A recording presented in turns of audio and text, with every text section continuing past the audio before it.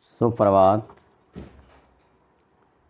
संजय जी महाराज धृतराष्ट्र को सुनाते हुए कहते हैं, राजन, भगवान की बात सुनकर अर्जुन ने भगवान की बात मानकर हठपूर्वक युधिष्ठिर से ऐसे वचन कहे जो उन्होंने आज से पहले कभी नहीं कहे थे। अर्जुन ने कहा युधिष्ठिर को संबोधित करते हुए, राजन, तू द्रौपदी के बिस्तर पर बैठे बैठे मुझे उलाहना मत दे। तू स्वयं जान बचाकर एक कोस दूर आ बैठा है और मुझसे भला बुरा कह रहा है। तेरे से हमें आज तक कौन सा सुख मिला है? तेरी केवल वाणी में ही पराक्रम है, भुजाओं में नहीं। मैं सदा स्त्री पुत्र जीवन और यह शरीर लगाकर तेरे कार्यों की सिद्धि के लिए प्रयत्नशील रहता हूँ। फिर भी तू अपने वाग बाणों से मुझे मार रहा है। बता, हमने तुझसे कौन सा सुख पाया है? हमें तेरे राज्य से क्या लाभ, जब तूने हमारे प्रयत्नों से प्राप्त हुए राज्य को जुए में हार दिया। तू स्वयं नीच मनुष्यों के जैसे काम करके हमें संकट में डालता आया है। सहदेव ने तुझे जुआ खेलने से मना किया था, अनेकों दोष बताए थे, पर तूने सुनी नहीं सुनी और हमें नरक तुल्य कष्ट में डाल दिया। हमारे पक्ष के वीरों ने पूर्व पश्चिम उत्तर दक्षिण सभी दिशाओं के सैनिकों को मार काट डाला है। इसका दोषी कौन है? केवल तू ही है। तू भाग्यहीन जुआरी, तेरे कारण हमारे राज्य का नाश हुआ। तेरी वजह से मैं घोर संकट की प्राप्ति हुई। जुआ खेला तूने, व्यसन तेरा और संकट हमें भोगना पड़ा, और फिर भी हमें सुना रहा है, मुझे उलाहना दे रहा है। अरे उलाहना ही देगा तो वह भीमसेन देगा, जो जूझ रहा है सैकड़ों सैकड़ों हजारों हजारों वीरों से, दुश्मनों से। तेरी बात मानकर बसों से जो घुटता जा रहा है भीतर ही भीतर, समर्थ होने पर भी। मैं सुनूंगा तो फिर उस नकुल की सुनूंगा, उस सहदेव की सुनूंगा जो अपने प्राणों को संकट में डालकर जूझ रही हैं। तेरी क्यों सुनूं? तूने कौन सा पराक्रम किया है? तू केवल हमारी बैसाखियों पर चल रहा है। आदि आदि कड़वी बातें अर्जुन ने राजा युधिष्ठिर को सुनाई। संजय कहते हैं, राजन, अर्जुन धर्मभीरू हैं, उनकी बुद्धि स्थिर है, और उस समय युधिष्ठिर को रूखी बातें सुनाकर वे अनमनी और उदास हो गए। उन्हें बड़ा पश्चाताप हुआ और अपनी बातों पर, और फिर उन्होंने लंबी सांस खींचते हुए फिर से तलवार निकाल ली। यह देख भगवान ने कहा, अर्जुन, यह तलवार म्यान से बाहर क्यों निकली? मुझे बताओ, मैं तुम्हारे कार्य की सिद्धि करूँगा।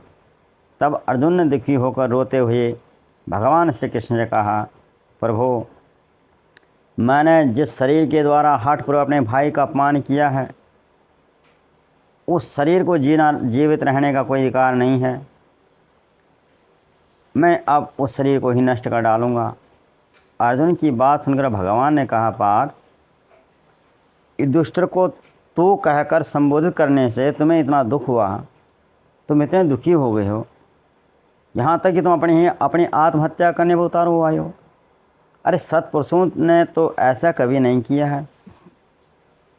और यदि आज जो तूने अपनी प्रतिज्ञा कर रखी थी, और उस प्रतिज्ञा की रक्षा को धर्म मान करके अगर तू युधिष्ठिर का वध कर दिया होता, तो फिर तेरी क्या दशा होती?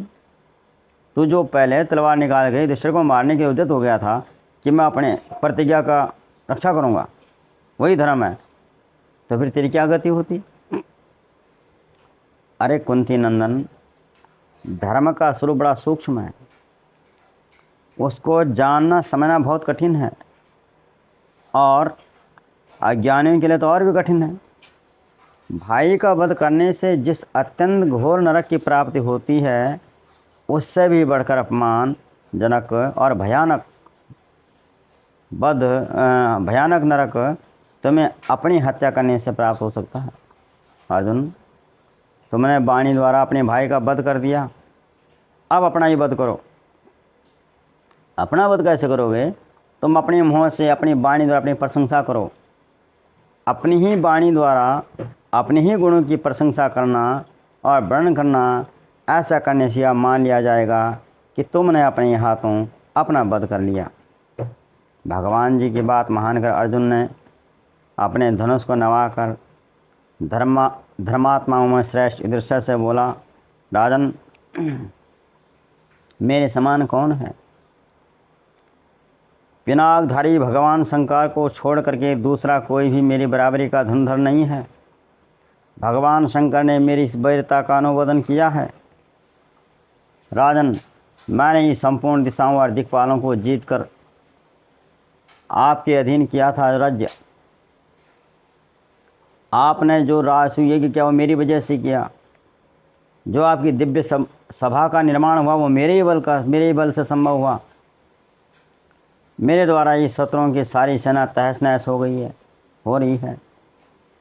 पितामह भीष्म मेरे ही प्रताप से मार गिराए गए। मेरे ही संरक्षण में शिखंडी ने उन्हें मार गिराया।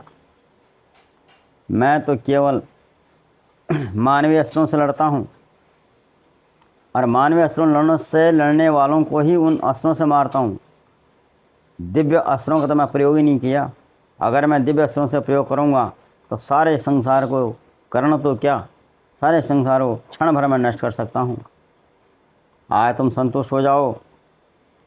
मैं अभी भगवान श्री कृष्ण के साथ जाकर कर्ण को मार डालूँगा। आज या तो कर्ण की माँ पुत्र विहीन हो जाएगी या फिर मेरी माँ कुंती का एक पुत्र कम हो जाएगा। मैं कर्ण को मारे बिना अपने हथियार नहीं उतारूँगा, अपना कवच नहीं उतारूँगा।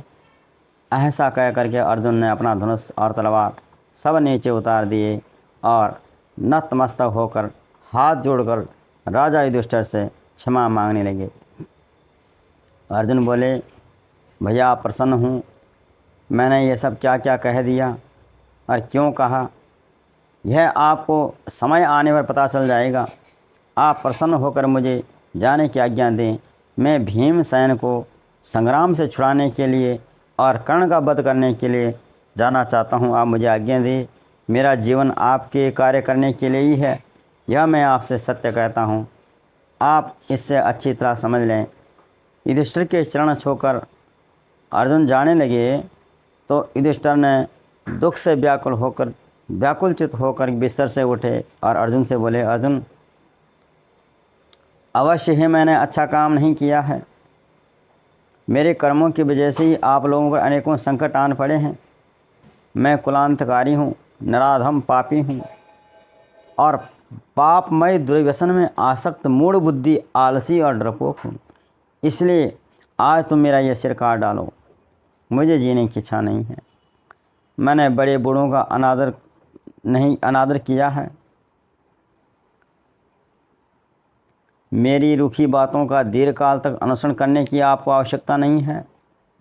मैं पापी आज ही वन को चले जाऊंगा। मेरे जीने से तुम्हें संकटों से जूझना नहीं पड़ेगा। भीमसेन अच्छे योग्य राजा हो सकते हैं, होंगे ही। मुझ कायर को राज्य लेने से क्या लाभ, क्या काम। अब मैं और जीवित रहने की आवश्यकता नहीं है मुझे। ऐसा कहकर राजा युधिष्ठिर पलंग से नीचे उतर आए और वन को चले जाने की इच्छा करने लगे। युधिष्ठिर के भावों को जानकर तब भगवान श्री कृष्ण ने युधिष्ठिर के पैर पकड़ लिए और पकड़कर कहा, भूपाल, अर्जुन ने जो आपका अपमान किया है वह अपनी मर्जी से नहीं बल्कि मेरे कहने पर किया है। क्योंकि आपको मालूम हो जाना चाहिए कि सत्य प्रतिज्ञा अर्जुन की कैसी प्रतिज्ञा कर रखी थी। उन्होंने प्रतिज्ञा कर रखी थी कि जो उनसे कहेगा कि इस गाड़ी धनुष को किसी और को दे दो तो वे उसका वध कर देंगे। और आज आपने वही बात बार बार अर्जुन से कही थी।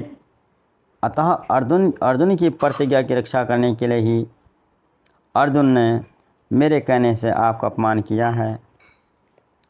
क्योंकि गुरुजनों का अपमान करना एक तरह से उनका वध करने के बराबर ही है। अतः राजन, आप मेरे और अर्जुन दोनों के सत्य की रक्षा के लिए किए गए इस अपराध को क्षमा करें और आज अब मेरी प्रतिज्ञा में सुन लें। मैं प्रतिज्ञा करता हूँ कि आज कर्ण का वध हो जाएगा। जिसका आप वध करना चाहते हैं उसका जीवन आज समाप्त हो जाएगा। युधिष्ठिर के चरणों में पड़े हुए भगवान श्री कृष्ण को युधिष्ठिर ने दोनों हाथों से उठाया और उनकी बात मानकर उनकी प्रशंसा करते हुए कहा, भगवान, जिनके रक्षक आप हों, आप जैसे रक्षक को पाकर हम दोनों संकट के भयानक समुद्र से पार हो गए। हम दोनों ही अनजान से मोहित हो रहे थे, हम दोनों ही अज्ञान से मोहित हो रहे थे, पर आपकी बुद्धि रूपी नौका का आश्रय पाकर हम दोनों इस अज्ञान रूपी समुद्र से पार उतर गए। सुनने के लिए धन्यवाद।